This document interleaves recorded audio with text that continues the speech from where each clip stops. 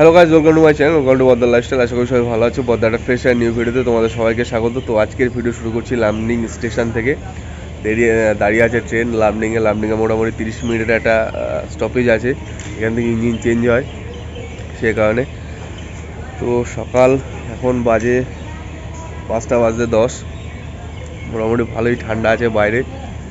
আশপাশে মোটামুটি অল্প স্বল্প কিছু লোকজন আছে, আর পাখির কিচকিচ রয়েছে। আকাশে হালকা হালকা চাঁদ দেখা যাচ্ছে, এখান থেকে আমার মোবাইলে দেখা যাচ্ছে না, ওই ছোট্ট একটা হালকা চাঁদ আছে। পঙ্কাদা ভাস্করদা সবাই ঘুমিয়ে আছে। আমি বাইরে বেরিয়েছি, যেহেতু বাইরে ক্যাচামেচি চলছে, অনেক লোক উঠছে, চা জল এই তাই সেই কারণে একটুখানি বাইরে বেরোলাম। বেরিয়ে ভাবলাম আজকের ভিডিওটা শুরু করি। আমাদের ট্রেন ঢোকার কথা 8:30টায়। তো দেখা যাক কখন কি ঢোকে। সব টাইম মতোই চলছে আপাতত সব। ফার্স্টের দিকে তো ট্রেন একটু লেট ছিল, বাট রাতে সেটা মেক আপ করে দিয়েছে। এখন আগে কি হয় সেটাই দেখার। তো চলো আর বেশি ভাট না বকে আজকের ভিডিও শুরু করা যাক।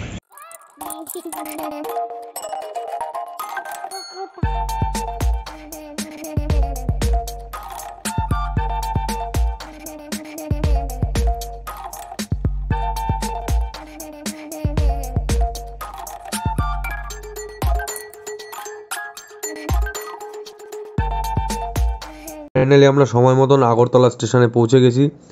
এবার এখন এখান থেকে বেরিয়ে আমাদের খুঁজতে হবে হোটেল বা একটা থাকার ব্যবস্থা করতে হবে মোটামুটি। পঙ্কাদাকে নিচে দাঁড় করিয়ে রেখে পঙ্কাদা গেছে হোটেল দেখতে। আমরা এখানে সব জিনিসপত্র নিয়ে দাঁড়িয়ে আছি, আর একের পর এক সব লাইনে গাড়ি দাঁড়িয়ে আছে, সব সিলাং করছে। কোথায় যাবেন এই ব্যাপারটা বলছে। তো আমরা তো কোথাও যাবো না, আশেপাশে হোটেল দেখছি। দেখা যাক যদি পাই ঠিকঠাক মতন, তাহলে কপাল ভালো। একবারে তো হয় না, 2-4টে আরও দেখবো। তারপরে তার মধ্যে নেমে কেমন যেন আমার খিদে পাচ্ছে। ভোর 4টের সময় ভাস্করদা আমাকে তুলে দিয়েছে, তারপর থেকে আর ঘুম হয়নি। সেই কারণে একটু খিদে বেশি পাচ্ছে, আর রাত্রিরে গরমের কারণে একটু ঘুমটা ভালো হয়নি। তো আগে খাবো, আমি বলছি একটুখানি চ আগে খাই। তো বলছে না, আগে হোটেল খুঁজে নিই তারপর খাস। খিদের কষ্ট দেয় যে আর এরা আমাকে। তো এবার আবার পঙ্কাদা ভাস্করদা দুজনেই গেছে, আমাকে এই সমস্ত কিছু ব্যাগপত্র সব দিয়ে ওরা রেখে ওরা দুজন গেছে, বলছে তাড়াতাড়ি হবে। এখানে হোটেলের রেট বিরাট বলছে, আর তার মধ্যে হোটেল নাকি ভালো না, একটুখানি বেশি হোটেল হয়তো দেখতে হতে পারে, সেই কারণে ওরা দুজনে মিলে গেছে। আমি এখানে দাঁড়িয়ে রয়েছি, আর সামনে একটা দোকানে পরোটা ভাজছে। আমার দেখে কী খিদে পাচ্ছে, ওদের রেখেও খেতেও পাচ্ছি না, আর কি করব। আর তাকাচ্ছি বারবার, লোকজন খাচ্ছে ভাজছে, আমি খেতে পাচ্ছি না। তাড়াতাড়ি আসলে হয়, ব্যাগগুলো রেখে একটু খাওয়া দাওয়া করবো, আমি আর পাচ্ছি না। আর এ কদিন রোজ 8টা বাজলে মোটামুটি পিসি তুলে পরোটা খা, কচুরি খা, চা খা, এই খা সেই খা, খাই করতো। এখন পিসিও নেই, আর আমরা রয়েছি সেই পুরনো স্টাইল। ওরা তো না খেয়ে ঘুরে বেড়াচ্ছে, আমিও না খেয়ে দাঁড়িয়ে আছি। পিসি থাকলে এতক্ষণে খেতে দিয়ে দিত কিছু না কিছু। এত বড় বড় পরোটা দূর থেকে বারবার করে দেখছি, আর মানে থাকতে না পেরে আমি চলে আসলাম দোকানে। কাকাকে বললাম আমাকেও 1 প্লেট সাজিয়ে দাও, তো কাকা দিয়ে দিল। আমাকে 1.5 ঘন্টা দাঁড় করিয়ে রেখে এরা এসে বলছে শিলং যাবো, এইখানে যাবো, ওখানে যাবো, ফ্লাইটে করে বাড়ি যাবো, একদিন দেরি করে যাবো, ট্রেন ক্যান্সেল করে দেবো, এইসব বুম ভাম প্ল্যান করছে। আমার তো কিছু মাথায় ঢুকছে না, কোথা থেকে এইসব প্ল্যান করছে। একে তো টাকা পয়সা নেই, তার মধ্যে এরা এই আর কি মারছে।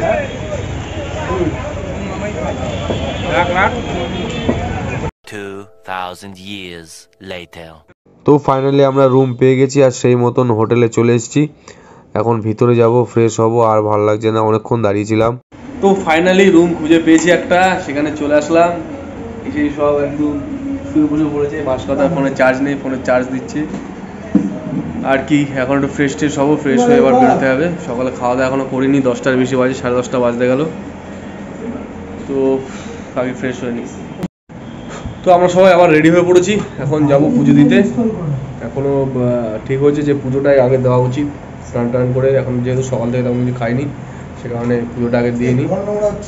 তো কামাখ্যা মন্দিরে যাওয়ার পথে আমরা প্রথমে উঠে পড়েছি বাসে। এখানকার লোকাল বাস, সেই বাসে করেই যাচ্ছি, হয়তো তাড়াতাড়ি নিয়ে যাবে। প্রথম বাসে উঠলাম এখানকার বাসে। তো মন্দিরের মেইন গেটে বাস আমাদের দাঁড় করিয়ে দিল। এখান থেকে হয়তো আবার গাড়ি চেঞ্জ করে শেয়ারিং গাড়ি পাওয়া যায় বলো, সেটাই করে যেতে হবে, আর নয়তো বাসও পাওয়া যায়। বাসেও হয়তো 10 টাকা ভাড়া নেয়, আর শেয়ারিং গাড়িতে 30 টাকা নেয়। তো এখন আমরা শেয়ারিং গাড়িতে করে যাব, বাস কখন আসবে তার ঠিক নেই। আমরা এখন একজন প্যাসেঞ্জারের অপেক্ষায় বসে আছি। এই পাহাড়ের উপরে উঠতে হবে আমাদের, উপরেই মন্দির, একজন আসলেই ছেড়ে দেবে গাড়ি। তো শেয়ার গাড়ি করে আমরা পৌঁছে গেছি কামাখ্যা মন্দিরের সামনে। এইবার হচ্ছে এখন পুজো দিতে পারবো কিনা সেটা ভিতরে গিয়ে দেখতে হবে, যে এখন আমাদের এন্ট্রি দেবে কিনা, এখন পুজো দেওয়ার সময় আছে কিনা, সেই জিনিসটা ভিতরে গিয়ে একবার ফাইনালাইজ করতে হবে। তো সাধারণ দর্শনার্থীদের জন্য প্রবেশ কুপন আলাদা আছে। তো আমাদের বলে দিল এখান থেকে আগে কুপন কালেক্ট করতে হবে, তারপরে মন্দিরে যেতে হবে। কুপন ছাড়া হয়তো ঢুকতে দেবে না, তো আগে যাই, গিয়ে কুপনটা কালেক্ট করি। তো এই ভিতরে এখানে যে প্যান্ডেল করা জায়গা দেখতে পাচ্ছি, এখানে কুপন দিচ্ছে। অন্য সময় হয়তো অনেক অনেক ভিড় থাকে, বাট এখন আমরা যখন এসেছি দুপুরবেলায়, এখন একটু হালকাই রয়েছে। কুপন নিয়ে এবার আমরা চলেছি পুজো দেওয়ার পথে। দুপাশে প্রচুর রকমের ডালার দোকান বা আরও বিভিন্ন রকম জিনিসের দোকান আছে। তো ডালা নিয়ে এবার আমরা যাচ্ছি মন্দিরের দিকে, গিয়ে আগে পুজো দেবো, তারপরে বাকি সব। তো এখন বসে আছি, এখন মন্দির বন্ধ আছে, 1টা থেকে 2টো অবধি মন্দির বন্ধ থাকবে। এখন সেই কারণে অপেক্ষা করতে হবে, মন্দির খুললে তারপরে আমরা ঢুকবো, ঢুকে পুজো দেবো।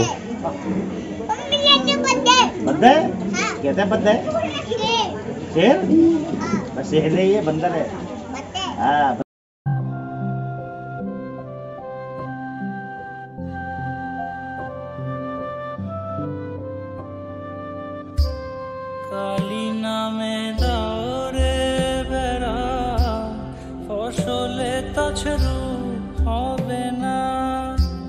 কালী নামে দাওরে বেড়া, ফসলে তছরু হবে না।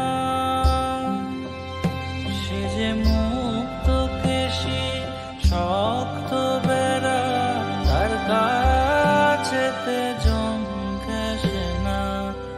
মনে রে ঋষিকাজ জানো না, মনে রে। তো কামাখ্যায় পুজো দিয়ে আমরা সবাই বেরোলাম। আমরা মোটামুটি 11:30টায় ঢুকেছিলাম, আর এখন বেরোলাম কটা বাজে? এখন 4টে বেরিয়েছি, পুরো 4টের সময় বেরিয়েছি। সূর্য মাথার উপর ছিল তখন বেরিয়েছি, আর এখন ঢুকেছি তখন, আর এখন বেরোলাম। তো মাঝে যেহেতু অফ ছিল 1 ঘন্টার জন্য, সে কারণে একটুখানি দেরি হয়ে গেছে। আর এখানে তো ভিআইপি লাইন, এই লাইন সেই লাইন, সব লাইনের পর লাইন, দাঁড়িয়েই আছি। তবে পুজোটা দেওয়া কমপ্লিট হলো এই যা। আর যেহেতু সকাল থেকে এখনো খাওয়া দাওয়া করিনি, এবার একটু খাওয়া দাওয়া করতে হবে, আর মন্দিরটা একটুখানি ঘুরে তারপরে বেরিয়ে যাবো। তো মন্দিরের একদম বাইরে এখানে সব রুদ্রাক্ষ বিক্রি হচ্ছে, প্রচুর রকমের রুদ্রাক্ষ রয়েছে বিভিন্ন দামের। আর পিছনে ক্রিকেট খেলছে বাচ্চা কাচ্চারা সবাই। তো ফেরার সময় আমরা বাস পেয়ে গেছি, এখন বাসে করেই যাচ্ছি। সন্ধ্যার দিকে একটু বাসের ভিড় আছে, তবে এখানকার অটো ভাড়াটা অনেকটাই বেশি, সেই তুলনায় বাস ভাড়াটা অনেক কমফোর্টেবল। এখানের এই একটাই প্রবলেম রয়েছে, এখানে প্রচুর পরিমাণে জ্যাম। এটা আমি আগেও শুনেছিলাম, বাট এখন সেটা সামনাসামনি দেখছি, কলকাতা বা ইন্ডিয়ার অন্য শহরের থেকেও মনে হয় বেশি জ্যাম এখানে। তো বাস থেকে নেমে আমরা এসেছি এখন একটু খাওয়া দাওয়া করতে। আর সে বাস আমাদেরকে আমরা পুজো দেওয়ার জন্য যতটা ঘুরেছি তার থেকে বেশি আমাদের বাস ঘুরিয়েছে। এত জ্যাম ছিল রাস্তায়, আর এত ঘুরিয়েছে। বাসটা এসেছিল বলে বেঁচে গেছি, আর যদি না হতো তাহলে তো আরও অবস্থা খারাপ হয়ে যেত এই গরমের মধ্যে। এই যে দেখতেই পাচ্ছি অবস্থা, সত্যি খুব খারাপ অবস্থা। এখন এই এসছি, বলতে গেলে প্রায় 24 ঘন্টা ছেলেপিলে সব না খেয়ে রয়েছে, না খেয়ে অবস্থা খারাপ। এখন বাজে 5:30টার বেশি বাজে, এখন খাওয়া দাওয়া করবো। আর কালকে রাত্রি 8টার সময় খেয়েছি আমরা, এই আর এখন খাচ্ছি। আর বলতে গেলে নির্জলা উপোস, জল খেয়েছি হয়তো সারাদিনে 1 গ্লাস মতন হয়তো জল খেয়েছি, কি তার থেকে বেশি কিছু হবে না। তো এখন একটুখানি ঠিকঠাকভাবে, জানি না কতটা কী খেতে পারবো, তবে খাওয়ার চেষ্টা করব। তো সুন্দর করে সেজে চলে এসছে আমাদের ভেজ থালি, এটাই এখন রাতের খাওয়া দাওয়া। তো সুন্দর খাওয়া দাওয়া শেষে কাকা আমাদের একটু লাল মৌরি দিল। এটা হচ্ছে হোটেল আহার, তো বেশ ভালোই খাওয়া দাওয়া ছিল। কিছুক্ষণ ঘরে বসে রেস্ট নিয়ে আমি আর পঙ্কাল আবার বেরিয়েছি একটু মার্কেট ঘুরতে। আর ভাস্করদা যেহেতু সারাদিন খাওয়া দাওয়া করেনি, তারপরে একটু খাওয়া দাওয়া করে ও টায়ার্ড হয়ে গেছে, সে কারণে ও ঘুমিয়ে পড়েছে। ও বলছে এখন আমি আর বেরোবো না কোথাও, তোরা যা পারবি কর, আমি আর নেই।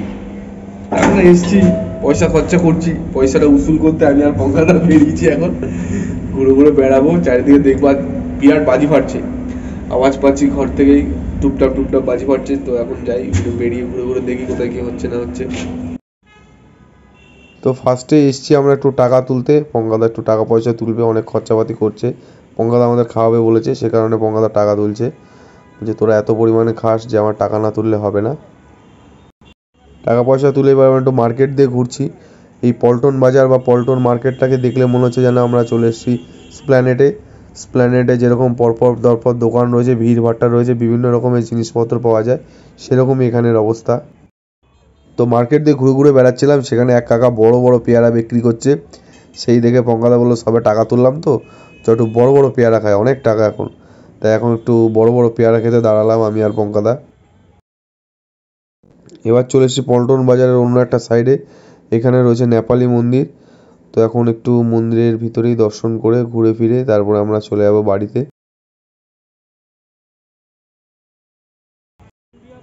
তো মন্দিরের সামনে এক ভাই বসে বিভিন্ন রকমের সুন্দর সুন্দর রঙ্গোলি বিক্রি করছে, প্রচুর রকমের ভ্যারাইটি রয়েছে ওর কাছে।